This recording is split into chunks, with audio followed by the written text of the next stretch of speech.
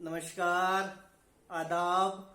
मैं आपका अपना मित्र, एक शायर, कवि और कहानीकार विक्रांत राजलीवाल, प्रेम पुजारी के 5th एपिसोड के साथ आप सभी चाहने वालों के बीच में हाजिर हूं।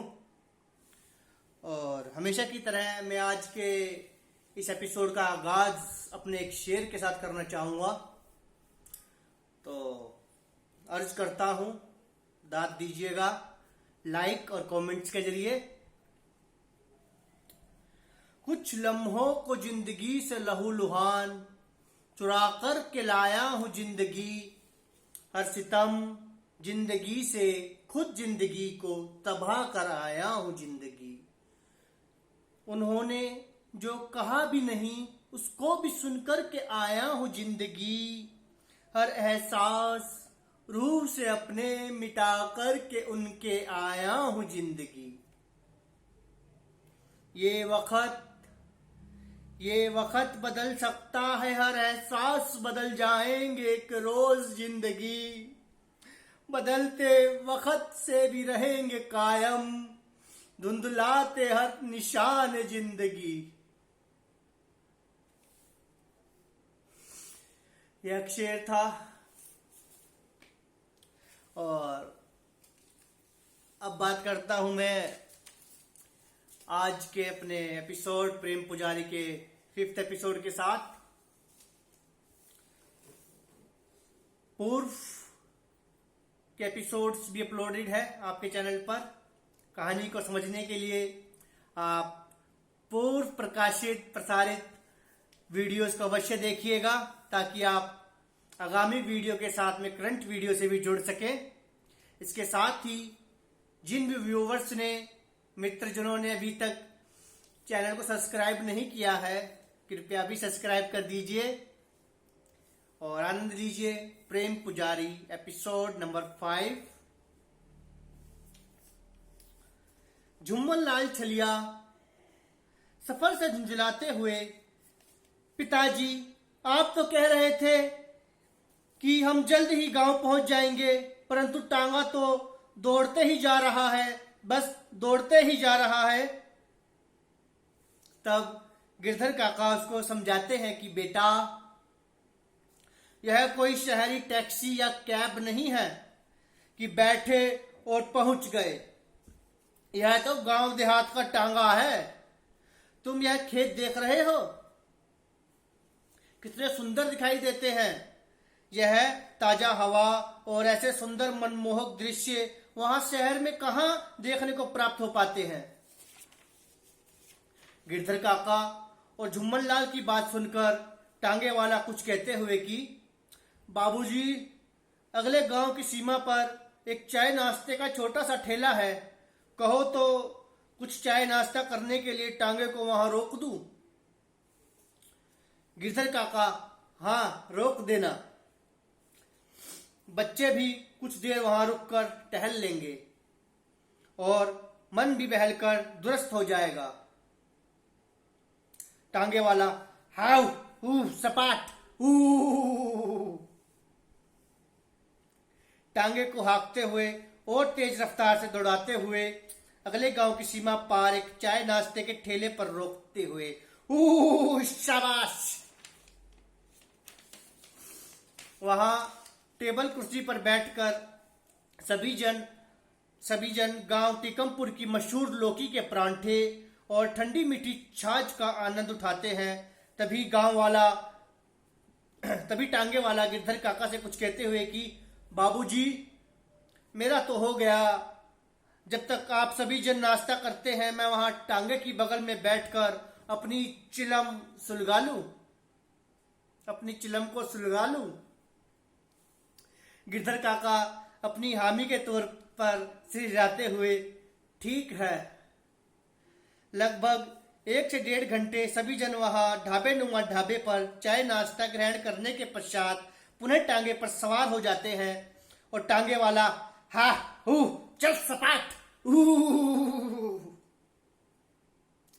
अपने टांगे को हाँकते हुए गिरधर काका के पुश्तैनी गांव चौसठपुर की ओर टांगे को हाँकते हुए तेज रफ्तार से दौड़ाने लगता है। बहुत से गांव देहातों के खेत खलिहानों के मध्य मार्ग से होते हुए टांगा दौड़ता जा रहा है, तेज और तेज, बहुत तेज। तभी अपने गिरधर काका की उन बेचैन आंखों में कुछ चमक दिखाई देती है। देखो मेरे बच्चों, हम अपने गांव की सीमा को छूने वाले हैं। कि देखो मेरे बच्चों, हम अपने गांव की सीमा को छूने वाले हैं। गिरधर काका को अचानक से उत्साहित होता देख शीला, आपको कैसे पता पिताजी? आपको कैसे पता? बताओ ना, बताओ कैसे पता? गिरधर काका एक गहरी सांस लेते हुए, मैं जानता हूं। देखना, अभी एक पुलिया आएगी और ठीक उसके नीचे दराव दरिया का स्वच्छ मीठा शीतल जल छल छल कल कल करते हुए बहता हुआ दिखाई देगा।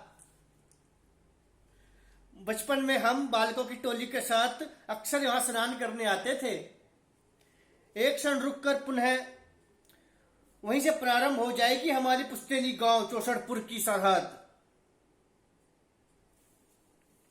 अभी काका कुछ कहने ही वाले थे कि तभी झुम्मन लाल छलिया, वो देखो मुझे पुलिया दिखाई दे रही है, वो देखो पुलिया। झुम्मन लाल की उत्सुकता देखकर सभी उत्सुक हो जाते हैं। दराव दरिया की छल छल कल कल करते हुए बहते हुए शीते जल धारा को देखने के लिए। ऐसा है वह दराव दरिया।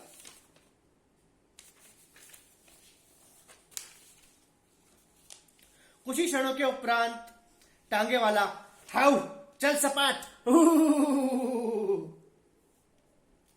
टांगे को हाँकते हुए दराव दरिया के ऊपर गिरधर काका के पुश्तैनी गांव चौसठपुर की सीमा के भीतर प्रवेश कर जाता है। अभी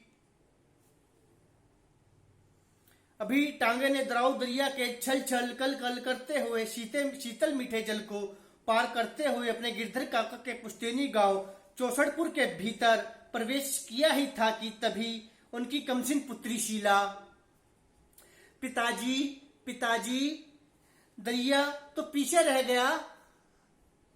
इसके प्रत्युत्तर में काका, हाँ हाँ मेरी बच्ची, मुस्कुराते हुए कहते हैं, हाँ हाँ मेरी बच्ची, हम फिर कभी आएंगे दरिया के किनारे घूमने। देखना, अत्यंत ही शीतल मीठा जल है दराव दरिया का। इधर गिरधर काका शीला से वार्तालाप कर ही रहे थे, उधर टांगा हरे भरे लहराते हुए खेतों के मध्य से दौड़ते हुए गांव की माटी को अपने खुरों से हर दिशा में उड़ाते हुए अपने खुरों से गांव का वो टांगा गांव के मध्य के बीच दौड़ रहा है। हाउ हो चल सपाट, हो अपना टांगे वाला है। तेज रफ्तार टांगे के चारों ओर हरे भरे लहराते हुए जवार बाजरे के खेत, ऊपर नील गगन में इंद्रधनुषी आसमान, खेतों से नृत्य करते हुए मयूरों का मधुर स्वर।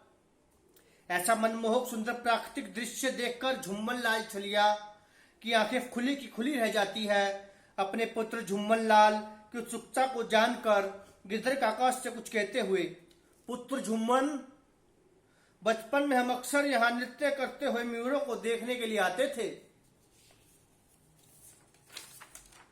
शीला कुछ उत्सुकता के साथ उत्तेजित होते हुए, पिताजी, हम भी नृत्य करते हुए मयूरों को देखने के लिए आएंगे।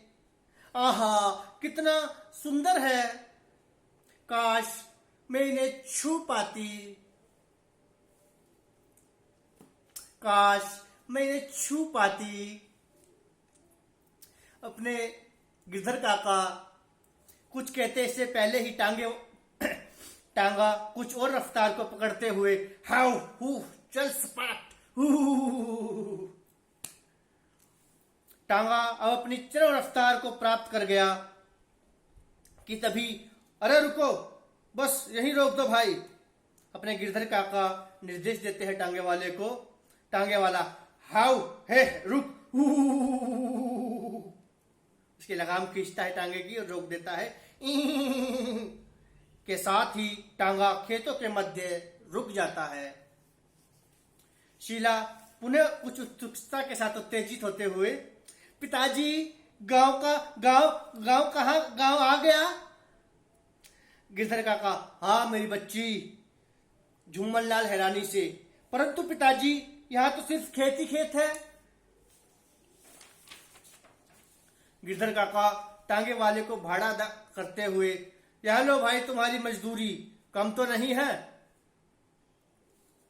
टांगे वाला, नहीं बाबूजी, आपने तो उम्मीद से कुछ अधिक ही दे दिया है मुझे, आपने कुछ उम्मीद से अधिक ही दे दिया है। इतना कहते हुए टांगे वाला प्रसन्नता पूर्वक वहां से टांगा मोड़कर वापसी की रहा, थामते हुए, हाउ चल सपाट। टांगे से उतरकर खेतों की ओर से अपने गिरधर काका एक और को शांत चित्त खड़े हैं। तभी झुम्मन लाल पुनः, पिताजी हम यहाँ क्यों उतर गए, यहाँ तो सिर्फ खेत ही खेत है। शीला, आहा मजा आ गया, कितनी शीतल पवन बह रही है। अपने बच्चों की उत्सुकता को देखकर गिरधर काका, हाँ हाँ मेरे बच्चों, यहाँ सिर्फ खेत ही खेत है और यह मनमोहक नजारे, शीतल पवन के झोंके सिर्फ यही मिलते हैं। एक क्षण रुककर पुनः गिरधर काका उनसे रूबरू होते हैं कि अब हम यहां से आगे का सफर पैदल ही तय करेंगे। गिरधर काका के मुंह से यह सुनते ही शीला कुछ अधिक ही उत्साहित होते हुए, वाह पिताजी मजा आ जाएगा, कितने सुंदर खेत हैं, क्या हम खेतों के बीच से होते हुए जाएंगे। अपने बच्चों को यूं अपने पुश्तैनी गांव की माटी से जुड़ता देख गिरधर काका को अत्यंत ही आत्म शांति का अनुभव महसूस होता है और वह उन्हें कहते हैं कि हाँ हाँ मेरे बच्चों, हम खेतों को छूते हुए ही गांव के भीतर प्रवेश करेंगे। इस प्रकार से अपने गिरधर काका अपने दोनों बच्चों के साथ खेतों के मध्य से होते हुए गांव की ओर बढ़ चले। कुछ ही समय के उपरांत वह गिरधर काका, झुम्मन लाल उर्फ छलिया, कमसिन काया, शीला सभी खेतों के मध्य से होते हुए गांव के प्रवेश द्वार तक पहुंच जाते हैं, जहां दूर से ही उनके गांव देहात का लोक संगीत रागनी का एक स्वर सुनाई देता है, जिसको सुनकर गिरधर काका कुछ अधिक उत्साहित होते हुए, बच्चों यह संगीत की धुन जो तुम्हें सुनाई दे रही है ना, इसे रागनी कहते हैं। शीला हैरानी के साथ, क्या रागनी?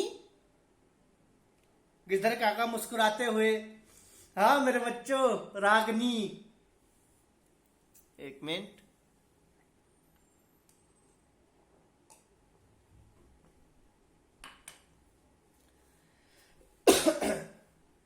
जैसे जैसे वह सभी गांव के समीप पहुंचते हैं, वैसे वैसे लोक संगीत रागनी का स्वर तेज और तेज, बहुत तेज होता जाता है। और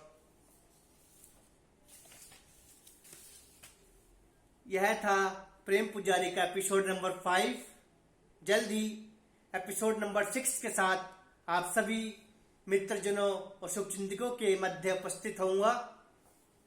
और अपना प्रेम और आशीर्वाद, वीडियो को लाइक, कमेंट, और जिन्होंने भी चैनल को सब्सक्राइब नहीं किया है अभी सब्सक्राइब कीजिए और अपना असीम प्रेम और मोहब्बत प्रदान कीजिए। शुक्रिया, धन्यवाद।